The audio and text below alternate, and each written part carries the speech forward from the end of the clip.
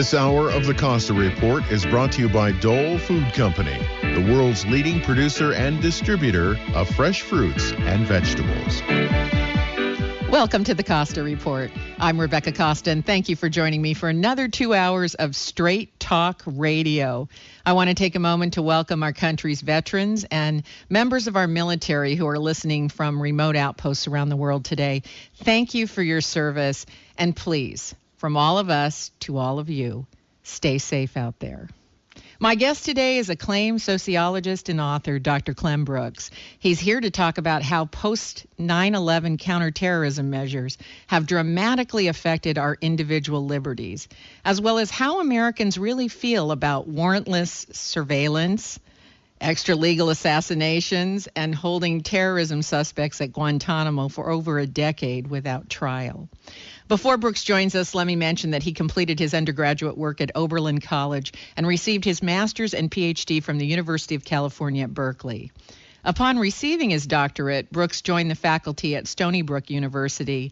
Then in 1995, he moved to the sociology department at Indiana University, where he teamed up with Jeff Manza to author 3 eye-opening books. The first was published in 1999, Social Cleavages and Political Change, Voter Alignments and U.S. Party Coalitions.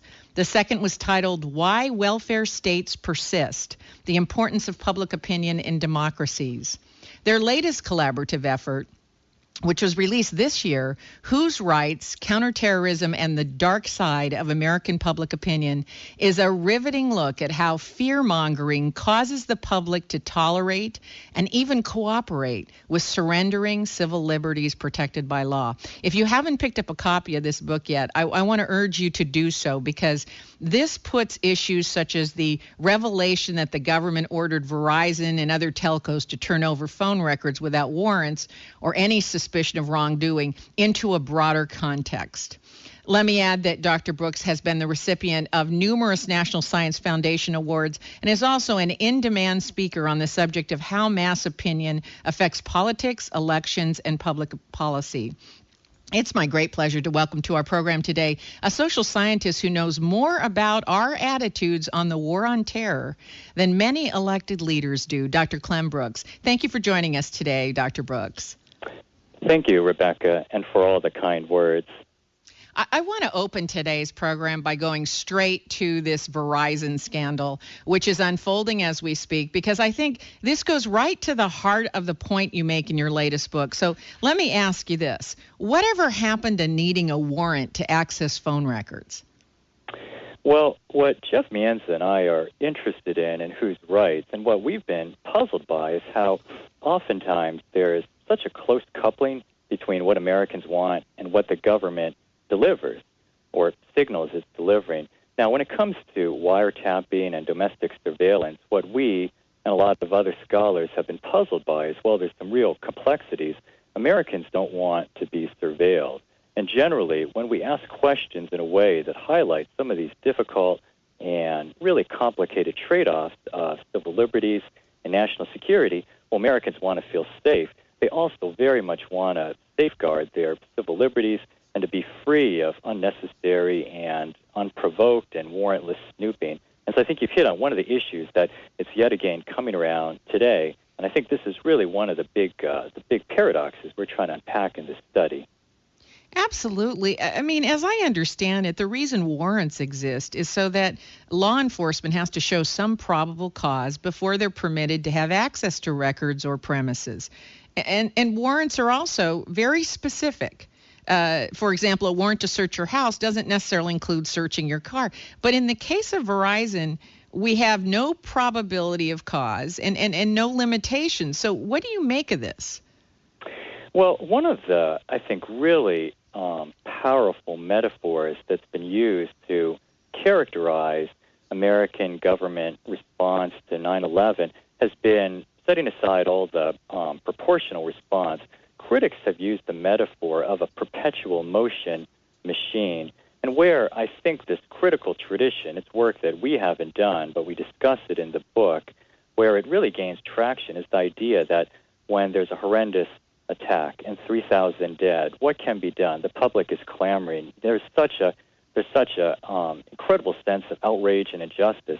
If it's the case that law enforcement and existing special operations and spy agency practices aren't enough, in some ways, what is the government to do? Well, one response that it maybe is understandable in the context is, let's take off the gloves, let's use new measures, and let's, in some ways, be careful about raising the standard too high for shadowing suspicious groups, for maybe vacuuming up a lot of international banking and internet and email Yeah, traffic. but let's be clear. This wasn't shadowing certain groups. This was all records of all callers. Yeah, I think that's right. I mean, the what you mentioned, to bring things up to the current period, as you say, I think what's probably critical is this new PRISM program reported on by the New York Times, where essentially it's not just Verizon or the telecoms anymore. It's internet providers that for some 7 years, according to Times coverage, they've basically been petitioned under the Patriot Act to relinquish a lot of detailed behavior and information about the internet and email and social media behavior of individuals. Now, there's some question about whether this is Americans, non-Americans. The bigger issue is that this is, as you alluded to, it's not entirely clear what the legal groundwork of it really should be. Patriot Act provides a very comprehensive and a flexible groundwork for the government under any kind of suspicion or any kind of claim of suspicion of national security issues to essentially suck up all this information directly by petitioning telecoms, internet providers, networking sites, or by essentially doing it through NSA means. But here's my question. Why is this any different from wiretapping and the laws that govern wiretapping? You need a warrant for that. Well, I think the key part where our book picks up, what's really a sort of a surprising part of this perpetual motion machine, is that once some new post-9/11 counterterrorist measures were laid in place, and it's really the Patriot Act that's the really remarkable one, just a month and a half after the 9/11 attacks, the Patriot Act is rolled out. Now, what it does is it essentially provides all sorts of new mechanisms that are essentially legal and lower the bar for all sorts of new surveillance operations and all sorts of new information gathering that, as you've alluded to, may not necessarily have, certainly prior to that, wouldn't have any legal basis. Now, in terms of the NSA wiretapping that was initially warrantless and then gets given legal retroactive standing in 2008, what this really is doing is something that's a whole vector of greater surveillance of international banking transaction. Basically, from what we know, almost any kind of potential, anything that goes through fiber optic cables that can be tapped. So what this essentially is doing, and this is where our study took its point of departure, here's a whole new set of machinery. Some was initially non-legal, some was legal. By now, we think there's a lot of legal basis laid through new acts such as the 2008 FISA Act, reauthorization of the Patriot Act.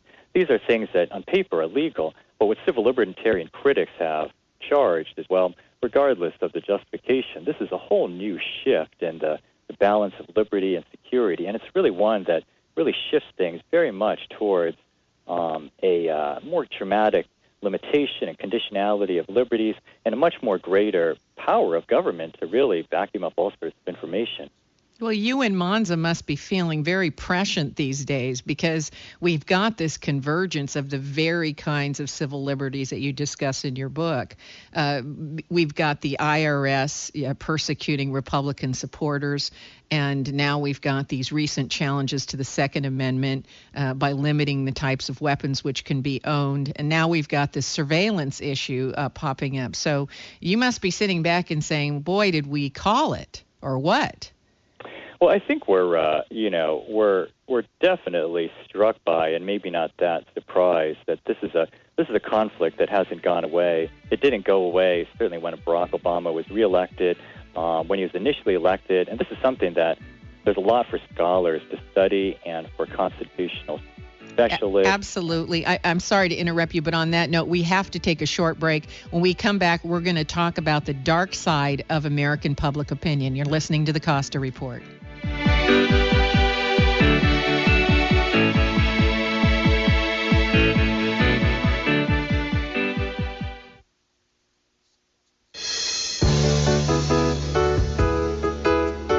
This Legal Minute is brought to you by Nolan, Hammerly, Etienne, and Haas, experienced attorneys providing professional legal services to the Central Coast for 85 years. Hello, this is attorney Stephen Wagner with your Legal Minute. Have you ever said to yourself there ought to be a law for that? Well, often there is. In this segment, I will address the issue of social media and hiring practices, and specifically the potential employer's right to snoop around in social media networks to gather information about the potential employee. From the employer's perspective, social networking sites must seem like a treasure trove or petri dish, overflowing with valuable information. The hot-button legal issue that has arisen recently relates to the employer's request, or worse yet, demand for the candidate's password and/or username. It is this conduct by the employer that has sparked outcry and controversy based on privacy rights, and this has led to legislation and the enactment of laws that now prohibit employers from making such demands or requests. Such is the case in California and several other states. It would now seem that the lid has been placed back on the petri dish. However, it is important to note that employers still have a right to access all public information. That is, anything the potential or current employee chooses to share, publish, or make public. In other words, these laws do not protect job seekers from their own stupidity or indiscretions that they decide to gloat about by publishing their escapades on the World Wide Web. So it seems that discretion is still the better part of valor. This is Stephen Wagner, and that's your Legal Minute. Brought to you by Nolan, Hammerly, Etienne, and Haas. Selected in 2013 as one of the top law firms in the United States by Martindale Hubbell. Michael Olson's first law of the food chain. Agriculture is the foundation upon which we build all our sandcastles. That's right, folks. No surplus of food, no sandcastles. So before we all get upset from the dust and noise of agriculture, let's get together Saturday at 9 a.m. as the Food Chain Radio Show goes behind the scenes of the industry that keeps us all civilized. If you have a comment about the first law of the food chain, tell me, Michael Olson, all about it at metrofarm.com. Now, see you all on KSCO Saturday at 9 a.m. for some What's Eating What Radio on the food chain. What day was that? This is Sylvia Panetta inviting you to join us for the final forum in this year's Leon Panetta Lecture Series. On Monday, June 10th, we'll focus on Mideast turmoil, chaos, or reform. Secretary Panetta will moderate a discussion with former U.S. Senators Richard Lugar and Joe Lieberman. Also invited are Ehud Barak, former Israeli Prime Minister and Minister of Defense, and former Senator Olympia Snowe. What is the future for democracy in this region? Please join us Monday, June 10th, 7 p.m., KSCO. When the going gets tough, you need to call Adolfo Garcia. Recently, we needed some work done here at the radio station. We called Community Tree Service, that's Adolfo Garcia's company. He showed up immediately from the phone call. We said what we wanted done, which was a huge amount of work done. He and his staff were here at 8 o'clock the next morning. They followed all safety procedures. Community Tree Service are fully insured, and I was very impressed at the way they cleaned up the area after they'd finished working and clearing a huge amount of brush and trees. I love Community Tree Service. Adolfo Garcia is the owner of a local business. You can reach them at communitytreeservice.net. You can reach them at 763-2391. If you've got a job to do when the going gets tough, Community Tree Service gets going. I love this company. Welcome back to the Costa Report. I'm Rebecca Costa, and my guest today is acclaimed social scientist and author, Dr. Clem Brooks. So in your recent book, you reveal that Americans claim to be passionate about protecting civil liberties, but when faced with a threat like 9/11, in some ways we cooperate with having our civil liberties reduced or even taken away for the sake of security. So let's talk about that for a moment. We've used this idea of the dark side to capture what was surprising to us, and it's really two things. One is that, like you say, there's something of a reflexive support for government in a time of crisis, and this is something unconscious. And when government is given great new powers that may be, they might have some risk, certainly some risk for liberty and human rights and the rule of law, this isn't necessarily a neutral thing. The second part of this, what we call this dark side, is something that I think is equally surprising. sometimes when a willingness to support new government coercive activities, and maybe as an example, one we might think of now is the use of drone strikes against terrorist targets, which have really increased in the second presidential administration of Barack Obama and have remarkably high levels of public support in polling that the New York Times has done since the end of our study. The second part of this dark side, then, is that sometimes attitudes toward government, they're insulated from reality. So when real conditions change, when the risk of terrorism goes down, when essentially Osama bin Laden has been killed, we would think, well, if public opinion is rational, there's an adaptation. It might take a while, but people will, on average, adapt to a new reality. And when it comes to the trade-off of liberty and security, they will, because they value liberty, and they see security as not necessarily being at much as risk, but reduced support. And that's where our study reports in a period from... So let's put that in layman's terms. When the threat's high, we don't have a problem giving government additional powers that may infringe on civil liberties. And when the threat is lower, such as the killing of Osama bin Laden, maybe we want to take those liberties back. Is that what we're saying? That's exactly right. And that's what some early polling and scholarly work anticipated in the couple years after the 9/11 attacks. The expectation was, look, America won the Cold War. Globalization is in part about not just free markets, but protecting human rights. Americans value liberty.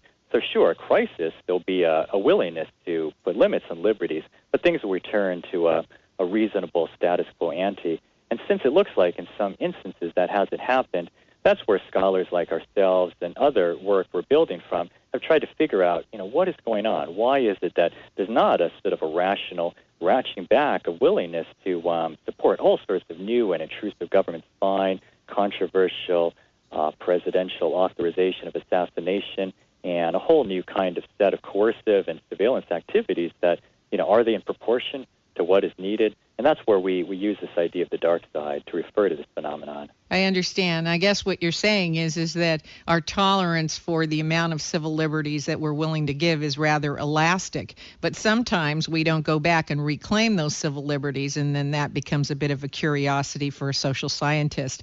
You talk about something called, that I had never heard before, and it really fascinated me, something called threat priming. Tell us what that is. That's something that there's a distinguished tradition of research that we're just tinkering a little bit with, but it applies very well to post-9/11 opinion formation. It goes like this. Anytime there's a threat that's perceived as serious to the in-group, people search for everything from a strong leader, their willingness to suspend liberties, they start thinking about death. This is something that's been found in surveys in the laboratory, and it's a rich vein of post-World War II work. So along comes 9/11, an enormous threat, saturation media coverage, thousands dead. It's an incredible tragedy of proportions in the new millennium that is viscerally felt by everyone. So is it surprising that all of a sudden there's both dramatic government activities that are coercive and responding to this new reality? Maybe not. Is it surprising Americans are willing to give support? Maybe not. But where threat priming is coming in is that even if the environment changes, where this theory anticipates our idea of the dark side is this: what if the threats really go down? What if, in a sense, as has recently been coming out of some of the security community, what if it turns out, as one official we cite, that, quote, Al-Qaeda wasn't as good as we thought they were? What if it turns out by the time bin Laden is taken out, essentially threats aren't that real? That's where threat priming means more than just real threats. It means any time there's a communication of fear or threat, even if it's exaggerated, even if it's symbolic, people may unwittingly really just process it and essentially do things like be willing to support all sorts of new intrusive activities. And that leads us to this dark side idea that I mentioned earlier.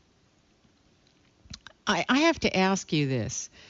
If the government's moving down one course of action and the threat is subsiding, but they see cause to continue moving down that, is there a sense that they can use this threat priming to manipulate public opinion?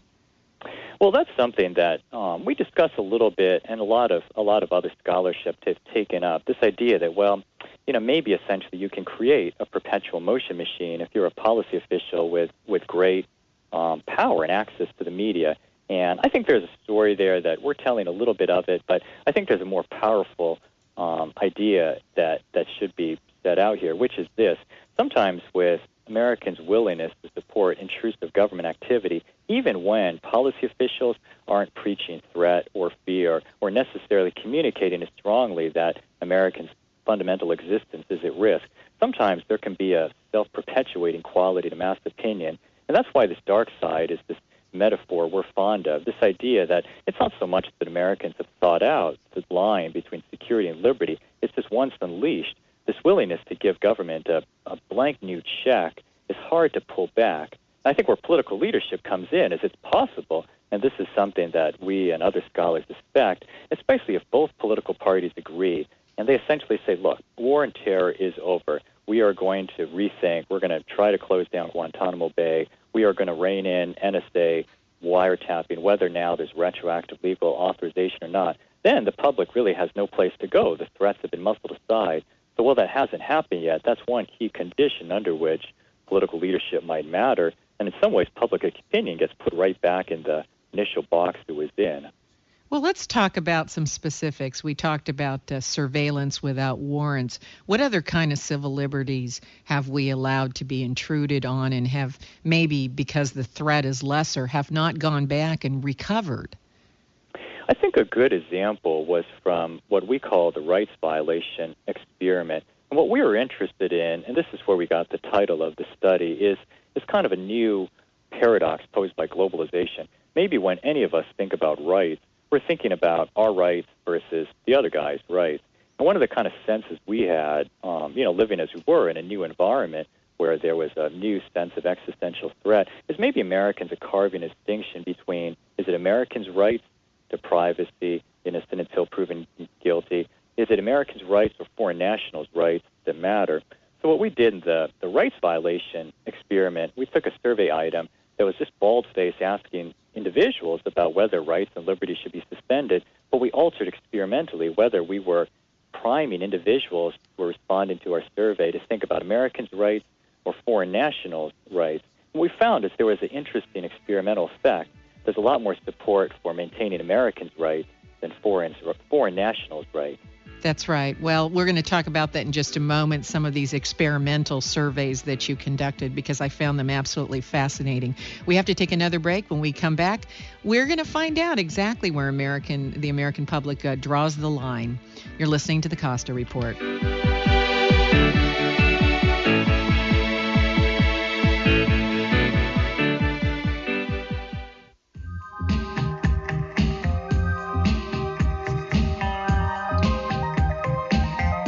You asked and we listened. The new and improved paperback edition of The Watchman's Rattle is now available in bookstores everywhere, including airports across the country. If you've been hemming and hawing about not having time to go online or pick up a copy, well, now you don't have any excuses. Find out why government gridlock, terrorism, epidemic obesity, crime on Wall Street, even problems with education and health care have an evolutionary basis to them. Because when you do, you'll never look at our problems the same way. So pick up the freshly printed paperback edition of The Watchman's Rattle. Don't wait. Do it now. Give yourself a real reason to feel optimistic. That's The Watchman's Rattle, available everywhere you are.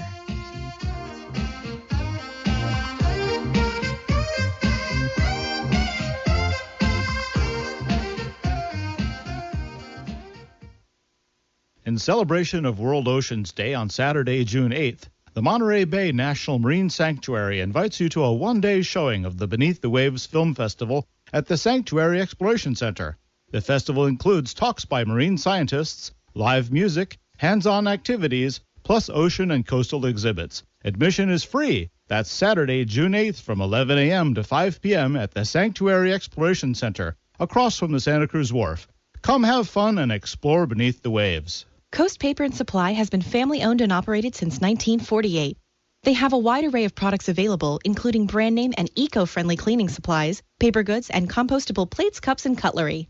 Whether your needs are for business or home, Coast Paper and Supply's friendly and reliable staff have what you're looking for. They even accommodate special orders. You can find them at 151 Josephine on River Street in Santa Cruz, Monday through Friday from 8 a.m. to 4:30, or call at 831-423-3350. Coast Paper and Supply is a proud member of Think Local First. Props Restaurant and Flight Line Lounge.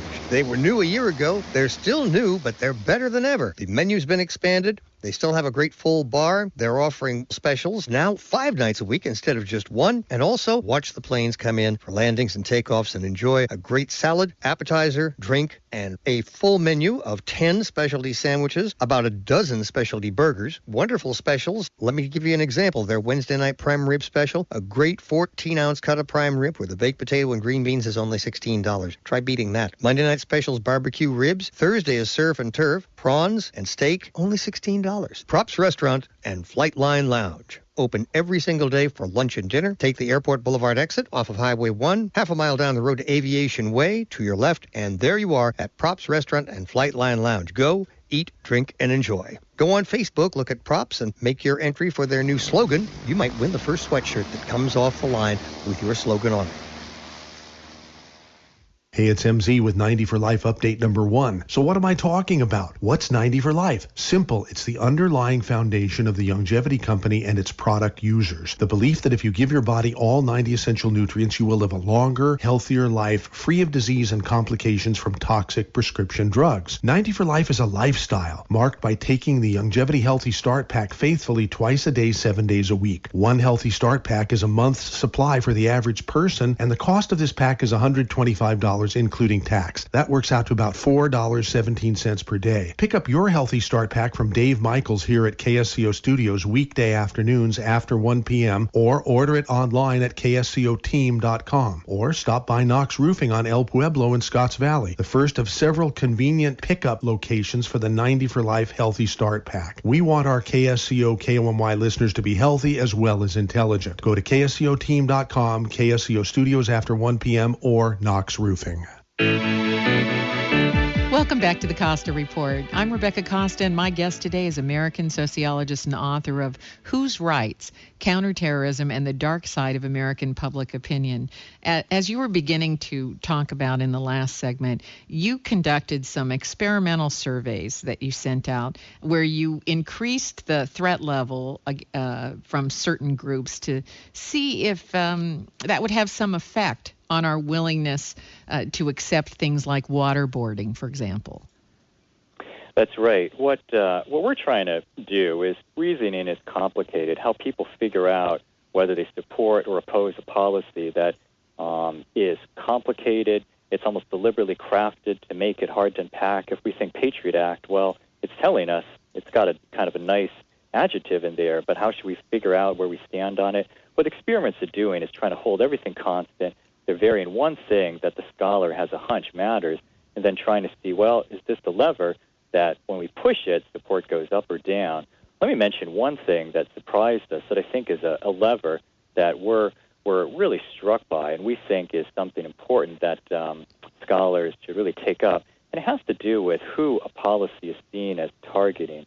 Now, one of the really interesting effects we find with these experiments and the surveys we've done is that it really matters if respondents think a punitive or coercive or tough policy applies to somebody who is an American citizen or somebody who is not an American citizen. Mm-hmm. Now, I think the average American is going to say, well, of course, that's obvious, but it wasn't obvious until we did the experiment and we really found rigorous scientific evidence that, in fact, this colors how people reason about the same policy.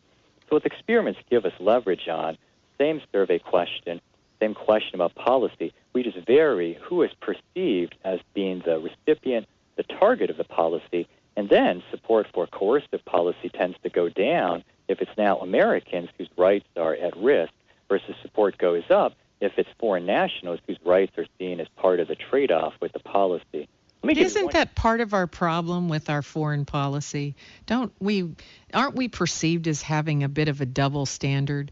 What applies to the rest of the world doesn't apply to us, particularly if you're threatening our country. Take the drone program that you mentioned earlier. We have a schizophrenic relationship with those drones. We love them as long as they're going after the bad guys on somebody else's soil. But we're not too fond about thinking about drones in our own country. I think that's exactly in line with what we found. And I think the issue it raises that go beyond anything we're trying to do for the ordinary member of the public, for constitutional lawyers, for politicians, for discussions around the water cooler is sort of, what do we make of this double standard? Is this going to lead us into, grave problems abroad? Are we setting a standard that if rights only apply to Americans and Americans like Americans' rights, what does this tell us? And I think that's where we, in part, end up by the end of this study. And let me also flip things around and say, well, in some ways, however, this might not be a comforting portrait to many critics of policies that are, military commissions, past use of torture, the drone program. It is rather important that Americans do support their own liberties, and this is something that I think has updated a more negative view of the American public. In the 1950s, the thinking was, in the titles of books like The Authoritarian Personality, Americans didn't even support their own liberties. They just simply had a reflexive trust of authority under stress and duress conditions, and that's not what we find. And that's why I think there's openings for a careful discussion, rethinking, and really a great debate over these policies. And I think in some ways that's what we're getting. We're getting a new turn in the Obama administration, the media, the critical press. There's a great new debate that's been unfolding about the drone program, 2,000 to 3,000 people killed, a lot of innocents may be killed, and there's a lot of debate amongst members of the reading public, amongst lawyers, amongst administration officials, amongst military specialists, amongst scholars. And I think that really speaks to how, there is this complicated line that Americans straddle. It's not that they're unconditionally supportive of any sort of authoritarian policy. It's just there is this tendency to say, here's our rights, and there's others. The drone program, essentially very popular according to CBS New York Times estimates. When it comes to surveillance of Americans, that's far less popular. And I think that's really in line with what we found in this study. Well, I think you point out in the 1950s, for example, or earlier, we believed that government would protect our liberties, so there was less individual concern maybe during that time. Obviously, with the kind of news that we've just even had recently in the last couple months of IRS overreach and surveillance by all the telcos that was ordered by the government, these are the kinds of things that sound the alarm and cause us to feel that, maybe the government isn't so much looking out for my independent civil liberties. But your survey did reveal one very interesting characteristic that I just found fascinating, that Americans would prefer that counterterrorism be handled by legislation and legal means rather than covert actions, even abroad. That's right. Sometimes this is called policy feedback, where the persuasive symbol of law, of government action, especially institutions that in the past have been trusted, like the Supreme Court, it kind of pulls Americans along. Now, if you're a critic of policy, you would see this as the sly or not so sly way the government creates a demand for its own legitimacy. But there's an upside I think the critics have to acknowledge, which is that there is a distinction carved there. And when it comes to war and terror, a lot of the most egregious aspects of it really have been in some ways reined in, the non-legal aspects. And the fact that two presidential administrations in a row have felt great pressure to bring in line with legal practice things like warrantless surveillance and warrantless wiretapping, I think there's a lot of room for debate and critical discussion of this. But the fact that everyone feels pulled along by the law is important. To get the bookkeeping right is really important. But I think it's interesting that we don't want covert government action aimed at American citizens, but neither do we like it so much aimed at our potential enemies abroad. I think that's right. And let me mention one thing, since all our discussion of the dark side might paint what is a too one-dimensional portrait of the American public and American government. I think there's a real sort of a light at the end of the tunnel with the war and terror. And I think if we think about administration officials and experts now, for the most part thinking the era of torture is or should be over. There's a great rethinking about the drone program. Bin Laden, Al-Qaeda, the military capability of these terrorists has been dramatically degraded. And I think what's going on now is a debate amongst experts that could easily filter into the public, in a sense, being pushed back to a more pro-liberties position. So if this debate amongst experts trends in the way we might expect, that maybe the war on terror is over. We have a lot of powerful legal and law enforcement techniques to go after the bad guys, to find the people who threaten Americans and threaten national security. Well, that I think is going to, in a sense, put back in, in a much very different light how Americans are going to regard actions. And this, the powerful force of government, will likely bring along Americans into a more pro-liberties posture. And that's something we could very well see unfolding. It hasn't to this date, but it could very well unfold in the next 3 to 5 years. And so what are our attitudes toward Guantanamo right now? We don't see that in the headline news. And, Obama claimed that he was going to close it down. We're kind of stuck. We've had people there for 10 years that we have not, brought to trial, and they don't even know what they're accused of. What do we do with Guantanamo, and what is the American view of Guantanamo right now? What we found in the results we report, and then some that didn't make into our book, we found is some complications and some complexity. One has to do with this distinction I mentioned. When we described inmates and detainees at Guantanamo in the abstract, there was a lot of support for keeping Guantanamo open and running this extra legal arrangement. When we redescribe the detainees in a more favorable way, then support goes down. So that's kind of source of complexity. And that's a little like the drone program, as you mentioned earlier. If the drones were being used in targeting Americans, we'd see, of course, support would go down, and that's an interesting contrast. The second key side of this, there's a lot of support for military commissions, precisely because in 2006, there's a retroactive new legal architecture created to really justify things like Guantanamo Bay and military commissions. And that's been something that's created this sort of sense of legitimacy for these new and kind of military-based alternative prison systems. Absolutely, and those are alternatives we didn't have earlier on. We have to take our last break, and we'll be right back after this short message from our sponsors. You're listening to the Costa Report.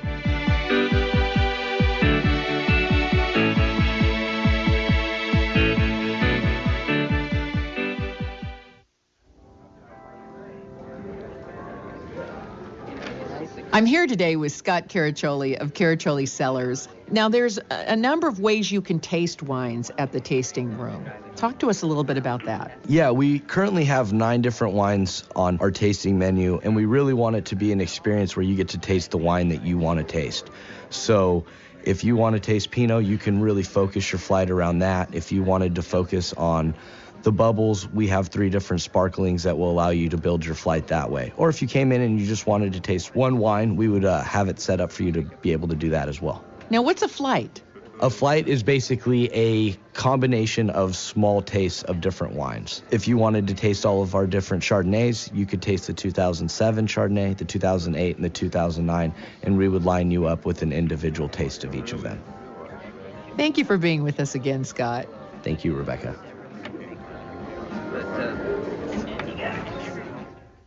Hi, I'm Amy Tobin, cookbook author and culinary expert.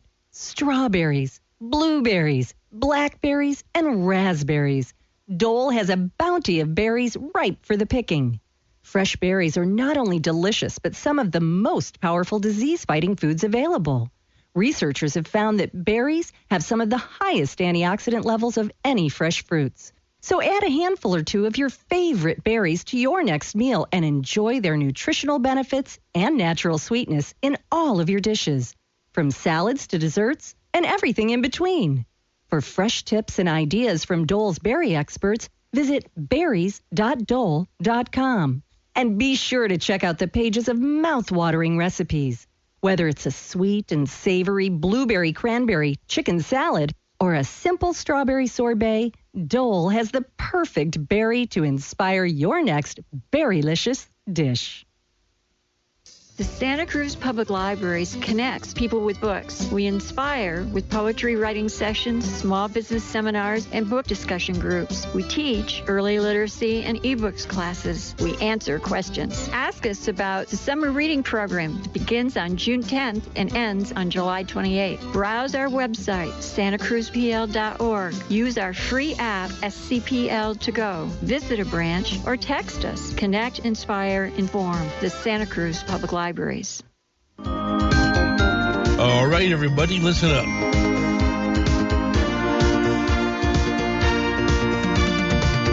VitaminGoddess.com. That's right. VitaminGoddess.com or VitaminGod.com.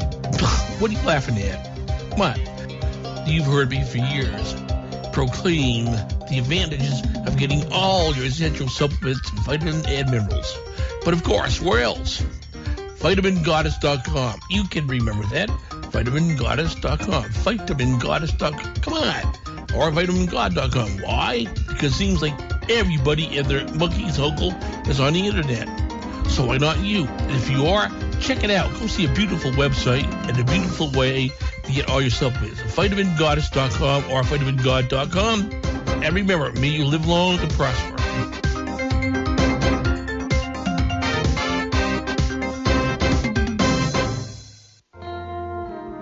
Eat, Drink, Explore Radio is your lifestyle information source. Our focus includes food, wine, craft beer, travel, and tourism trends, emphasizing healthy, local, and sustainable options. We've got you covered from 8 to 10 each and every Sunday morning, live, right here on KSCO AM 1080. Eat, Drink, Explore Radio, your source for the lifestyle you love.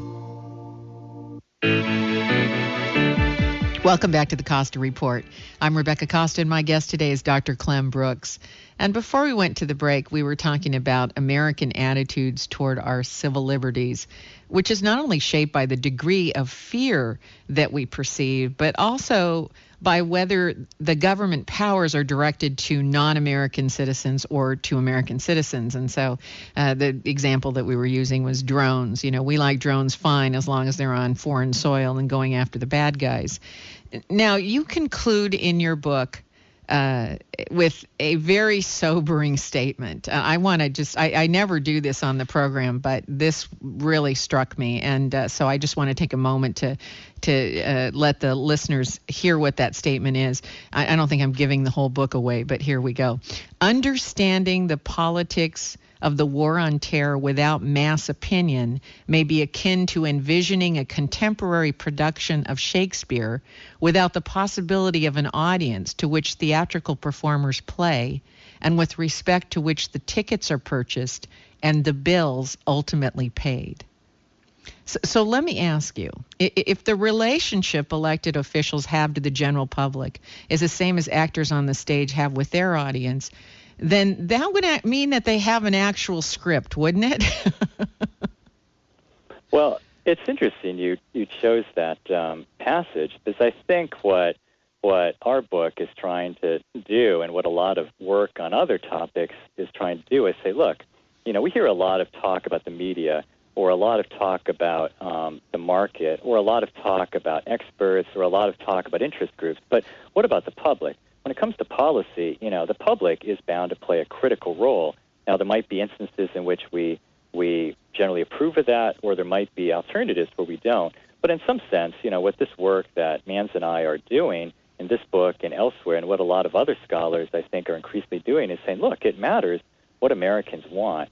And in a lot of the great interplay and conflict over ideas of the age and, you know, and all sorts of risks and opportunities, a lot of what's going on is, you know, who's going to reach the public? What is the public going to want?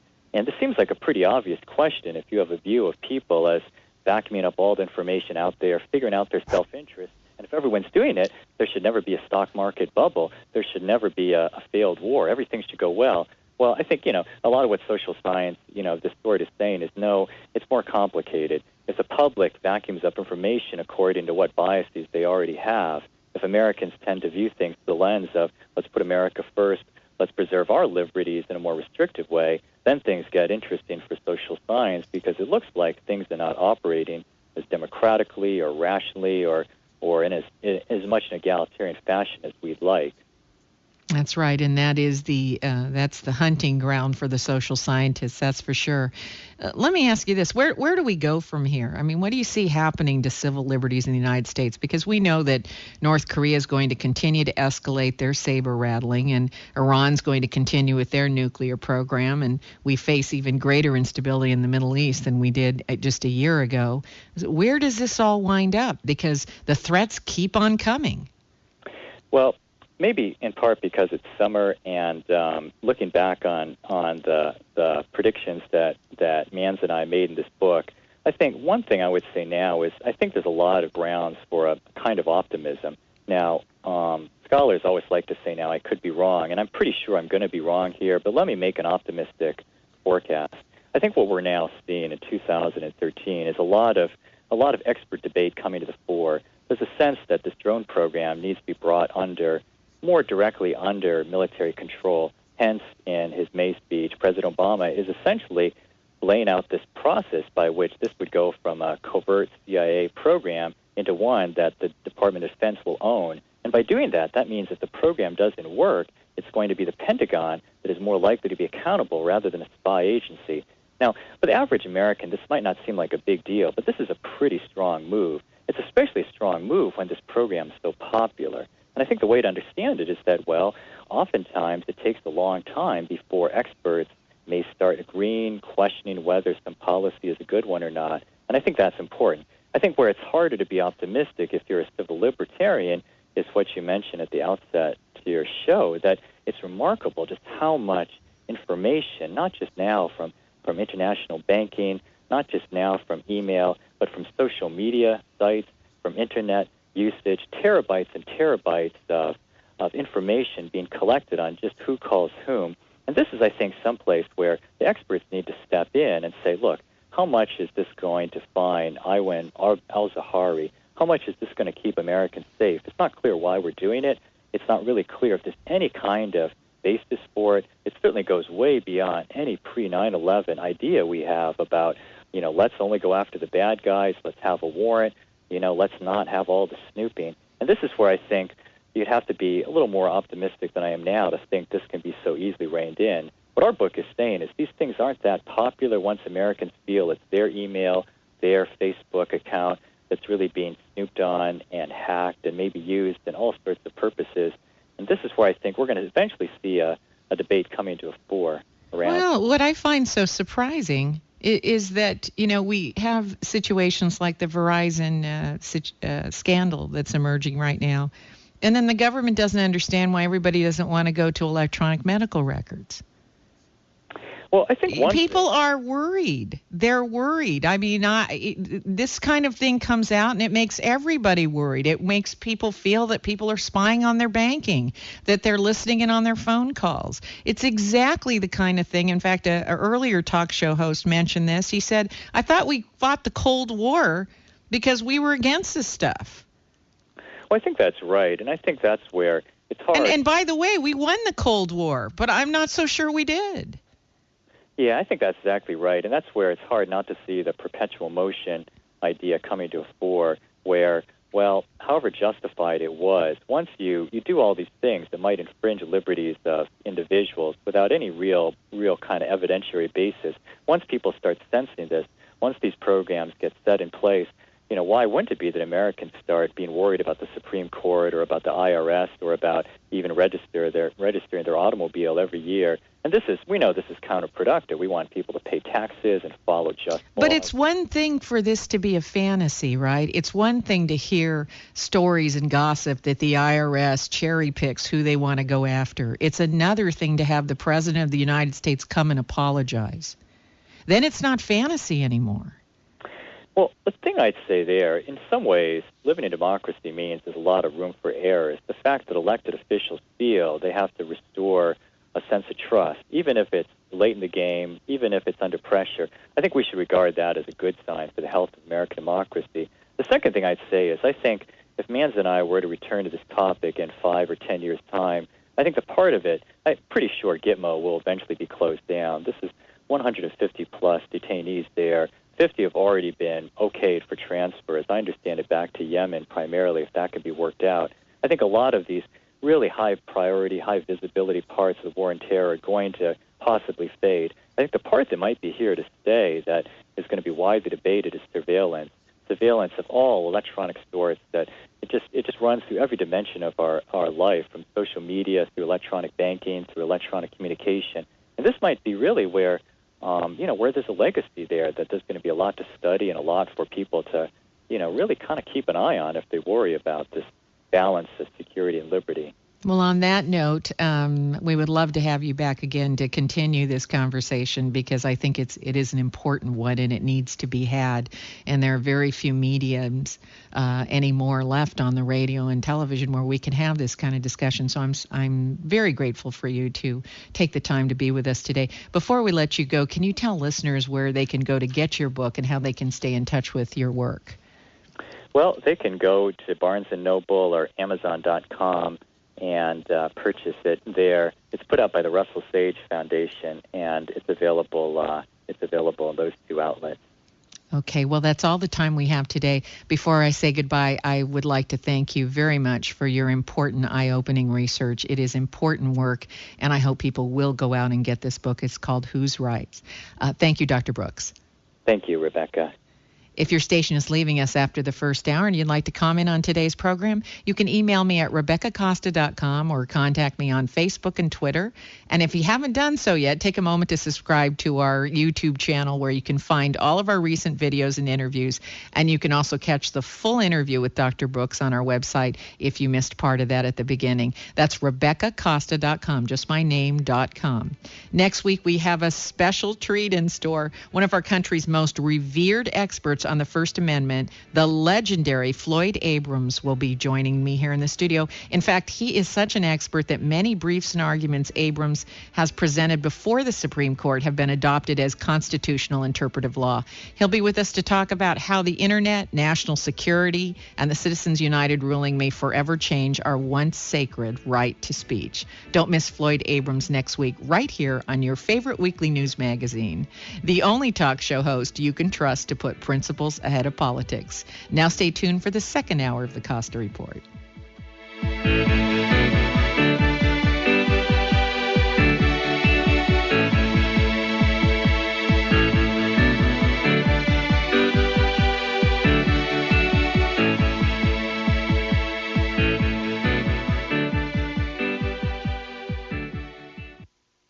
What does your website do for you? Does it simplify doing business and automate routine tasks? Does it connect with your target audience and bring new business?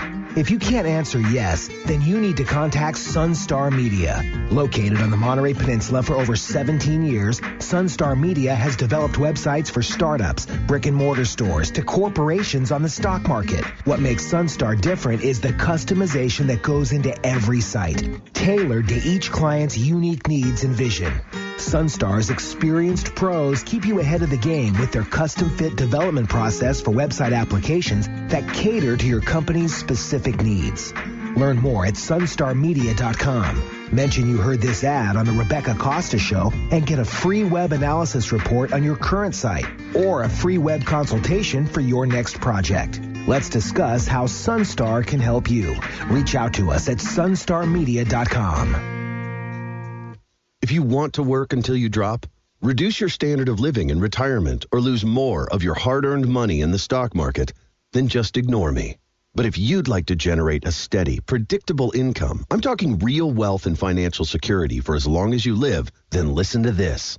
A free report is now available that reveals the money-making secrets Wall Street and the banks don't want you to know. This report reveals how you can get guaranteed growth, safety, and wealth-building power without risking your hard-earned money in the Wall Street casino. How you can bypass banks and credit cards and become your own source of financing, and how to get the money you need when you need it, simply by asking for it. This is the best way to have a 100% secure retirement and know your money will last as long as you do. And it beats the pants off any IRA or 401k. To learn more about this method and to get your free special report, visit bankonyourself.com right now. That's bankonyourself.com. www.bankonyourself.com. From San Jose to Salinas, Red Hot News Talk, AM 1080 KSCO Santa Cruz.